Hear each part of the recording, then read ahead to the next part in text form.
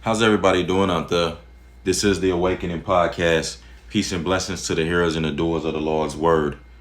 Today's Father's Day, and I want to do this message for the fathers and just to speak to everyone about what a father entails, the reverence of a father that should be given to a father. Because what a father entails, a father a father is a gift, is like a father is something, a responsibility that should not be taken lightly, because we have a heavenly father, and the responsibility of the heavenly father is to look after his children.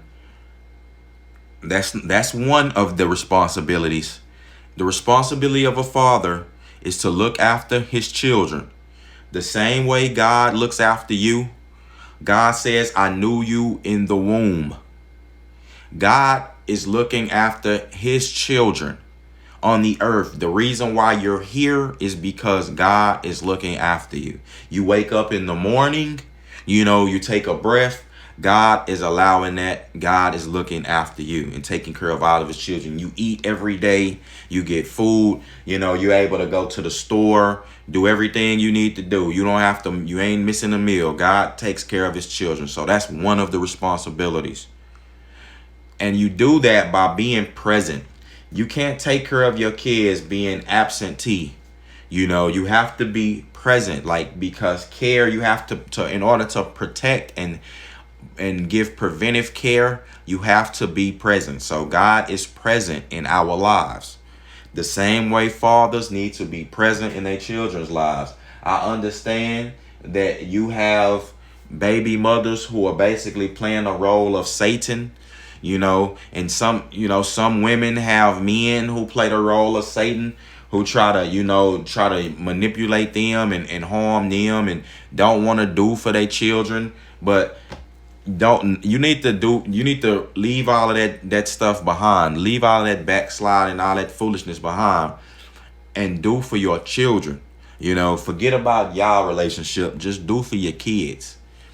But so being present and taking care and providing for your children, that's what a father does. Being present and providing for your children that you have. You don't look in the Bible. Nowhere in the Bible do you see deadbeat fathers. You don't see fathers in the Bible being deadbeats. You don't. You look at any one of the prophets, look at any one of the holy men, look at any one of the disciples, look at anybody in the Bible. You don't have them having kids and just leaving them out of wedlock, or having kids and just running off from the woman who they had them with, and then just leaving their children to fend for themselves. So with that being said, let's go to the next thing. Discipline.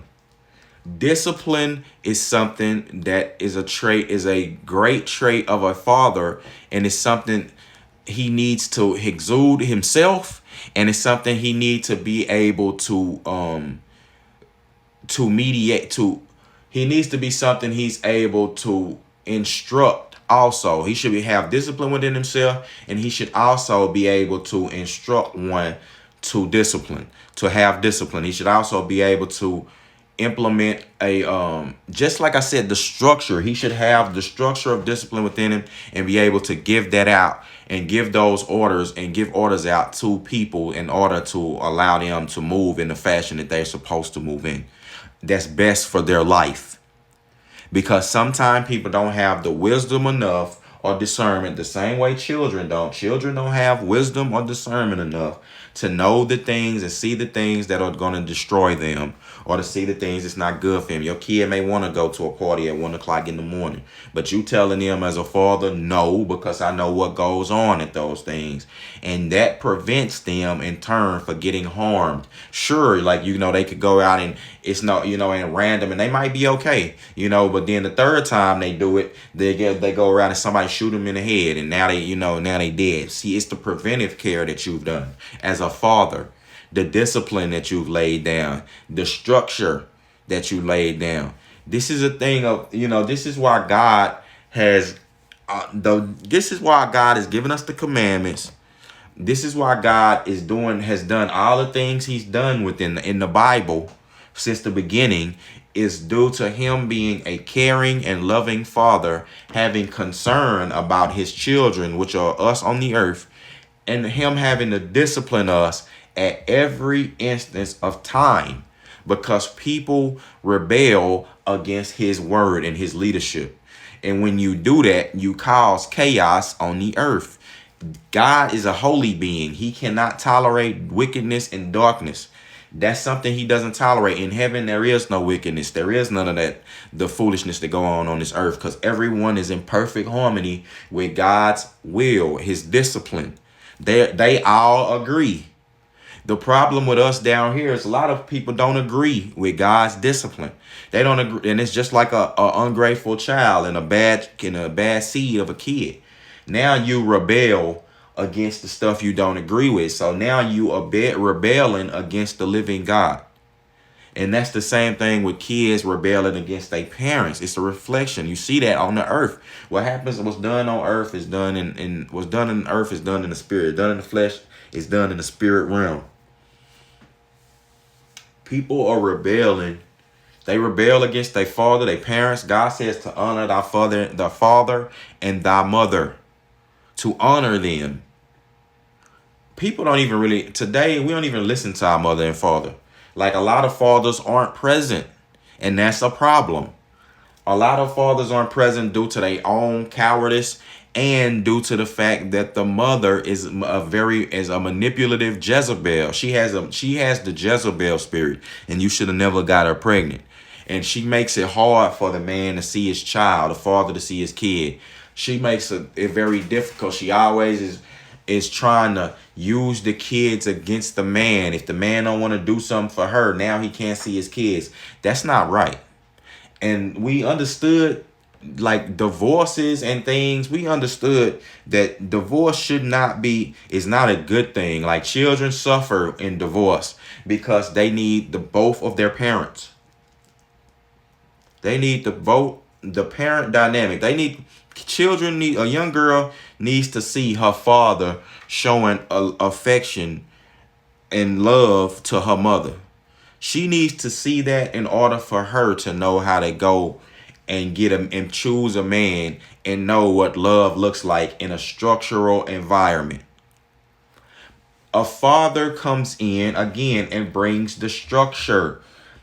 Jesus Christ has created everything you see on the earth has been created around him, centered around this being. God has created a structure for you to live in.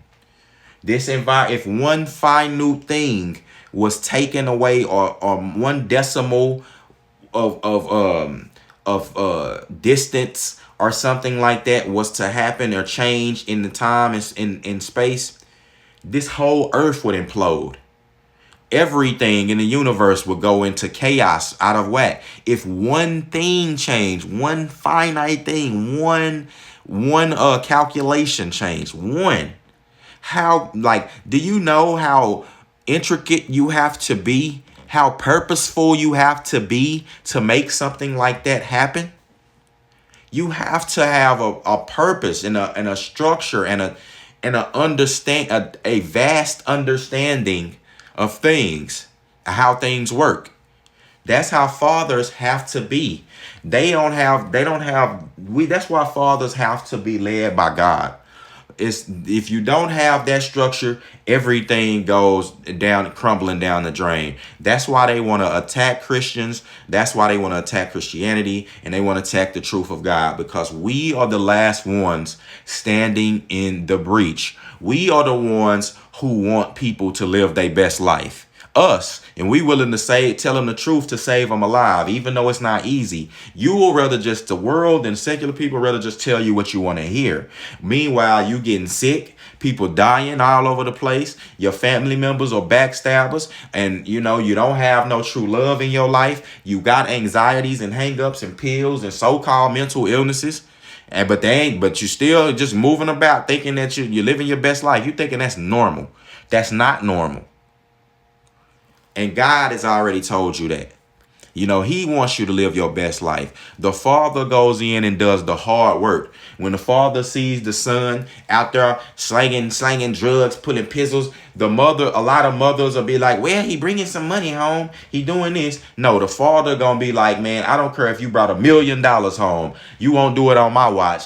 I'll be the one to take your life. How many times have you heard men, saying I'm the one who brought you into this earth, and I'll take you, I'm the one to be the one to take you out of it. And God will not, and God is right there with the man, right there behind the father. Seriously, God is behind the father. Not saying that, you should take the kid's life, of course, but I'm saying before you let the police do it, or before you let the kid go out terrorizing, he go take somebody's life, ruin somebody's life, ruining his name and yours, you gonna take him off the earth. And that was what my grandfather told us. People's fathers before them told them that. Now, this is why you have the government want to eliminate fathers in the home, because they have a whole structure for the whole household. It's not called government, man, woman, and child. It's not called government, child, woman. It's not called woman, man, child, government. No, it's God who leads the man. Man gets his instructions from the living God. He gives his instructions to the women and the children. And that's how it works. That's what's kept the harmony of the earth spinning. That's why human beings have made it this far. Due to the structure that God has given you. You deviate from that. We're seeing a deviation from this structure over here in America. America is the whore of Babylon, becoming a great experiment. But God has his eye on America like Sauron. Like now, he's pinpointing you.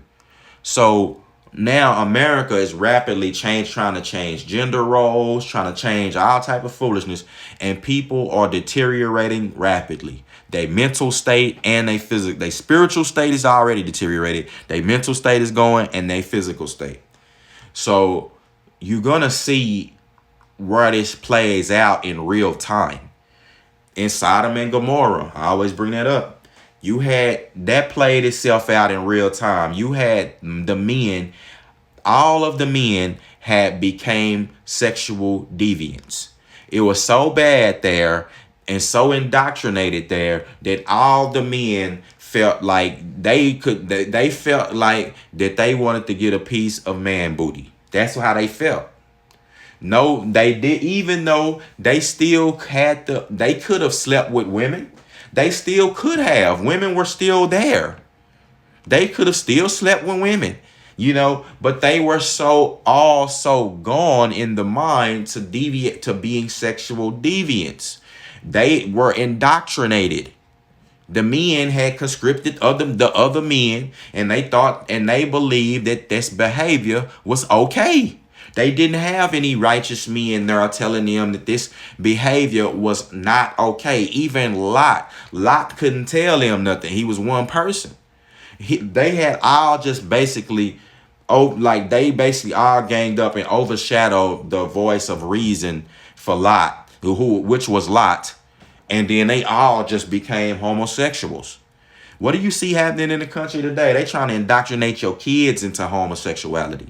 That's why you see them in this new Buzz Lightyear movie. Disney is constantly putting LGBT themes into programming for children. Children don't need to be worried about who you choose to have sex with, your sexual orientation, because that's what homosexuality is. Your sexual orientation. And only up until 30 years ago it was classified as a mental illness because it's a deviation from the norm of how human beings operate. Don't hate the player, hate the game. So it's like we really just gotta understand the direction that the reason why fathers are here on the earth. Like, you don't need two mothers. You don't need and fathers have to be masculine. They have to show things like courage, courage, like I said, discipline, cunning. They have to show leadership ability. They have to show, and you can't be a leader following behind another man. Like, not saying that, you don't have a boss to answer to or something like that, but I mean following behind another man, being listening to him as if you was to and taking that as gospel and revering him as if you would the Lord. No man should be doing that. Again, we love our fathers and we look up to our Father on earth. But I even had to learn, my father isn't Superman. My father isn't perfect. He's a man just like me. And like, you have to make your decisions based upon the parameters that God has led for your purpose. The God has led set out for you for your purpose in life. Your father's already made his mistakes, and he's gonna make many more. But see, God don't make mistakes. God is spot on with what you need to be doing, how you need to move. When you having problems within your family, you bring it to him. You don't bring it to the government. You bring it to God, and God will tell you who's right, who's wrong. He'll judge between you. And God definitely, put your kids in line, because a lot of the kids y'all got are hell bats or bats from hell. Like they not blessings. They just straight from the pits of hell, and it's y'all fault. Because y'all, the breed of stock y'all even mess with, a lot of women will go sleep with murderers, wicked men, and reinforce their legacy. And then they wonder why they can't control their children. And then they not God-fearing women. They don't have God in their household. And wonder why everything is, the kids is running amok. The people is running, the whole household is destroyed. Ain't no man there. Like, when a strong man is gone, your house can be pillaged. Meaning, like, in more ways than one. Just having a father and man around will deter a lot of criminal activity and violence towards women. Because the man is there. A lot of criminals, they look for the weak targets and low-hanging fruit. They don't want to go to a target where they liable to get themselves killed, or it's a very formidable target, or the situation won't they deduce the situation won't be one that they could just have mastery over or control over. And that's what comes with a man. If you have a strong man in the house, a man coming in, running up in your crib, he liable to get his head knocked off. You understand? Talking to running up on a random woman, trying to harass her, and he don't know her man is right there behind him. Men don't want to put themselves in that position.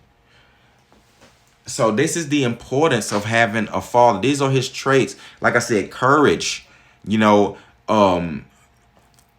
selflessness is a trait of fathers. When you're a father, you no longer living your life for yourself. You in turn are living your life for your children and your family. That's it. Your individual life is now over. And men accept that. But see, a lot of men don't. That's why they run off. That's why they run, because it's a huge responsibility. Your life is over. Women today you have to understand that. You have to understand your life is over when you have a child. It's not time for hot girl summer. And no, you need to be worrying about making this work and cultivating your family with your child's father.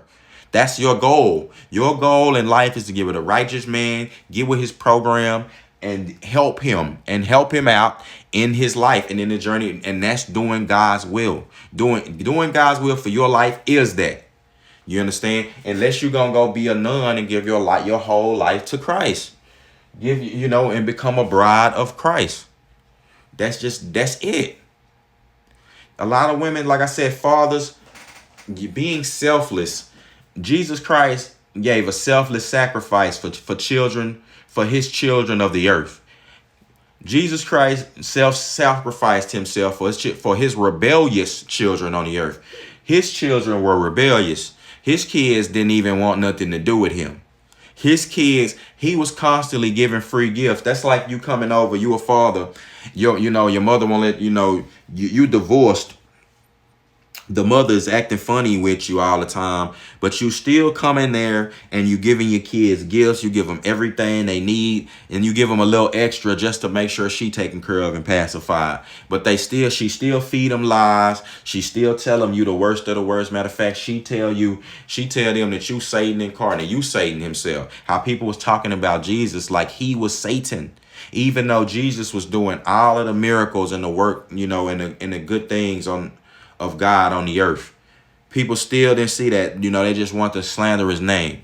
So say that's the same equivalent of a woman doing that, and the man is doing everything he can for his kids, but his kids still hate his guts due to his mother filling on they hearts and minds with lies. But that's the selflessness of a man. He still does it. He may go cry to the Lord. He may, talk to God, talk to his mother, his people, and counsel with them, and not be happy about that, but he still does it. That's the selflessness a father has to exude. That's the mandate once you have a child and bring them into this world. Now they looking at you. Now your responsibility is to get them to the next level. Is to get them to a level further than you. That's your responsibility. And only with fathers can this happen. See, when you have someone just households ran by single mothers, you see a lot of athletes and rappers. They're millionaires, but they spiritually and mentally midgets. They spiritually and I know it's no insult, but they spiritually and mentally inept. They don't have the capacity, like the full capacity of a normal functioning human being. That's because they needed their father. Fathers are important. This is not like the Bible don't just say things for no reason. Bro, our heavenly Father is God. He ordained things to be this way. So when you try to get women in this society to try to make it seem like fathers aren't important in the home, that's doctrine of demons. And you need to look at those people like we not tolerating that foolishness anymore.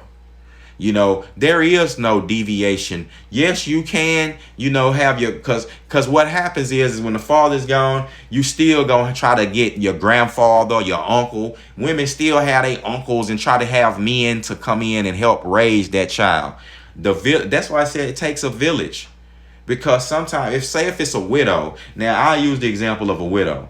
A widow who the father is gone. The brother of that man should come in and school and really be like the woman's second spouse. If the brother is dead and she's a widow, the brother, and I'm not talking about sleeping with the woman, but he need to come in all other intimate levels and taking care of the child, helping taking care of the kid, helping her around the house, helping do all that things. Why not?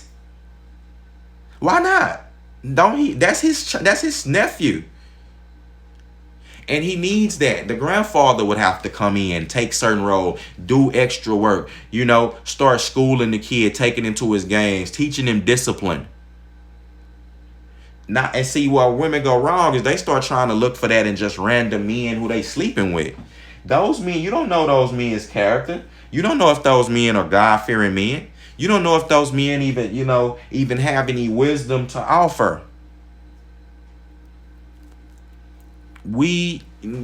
Fathers deserve a certain level of reverence. I know we worship in mothers and Mother's Day, and that's great. We love that, and we love them to death too.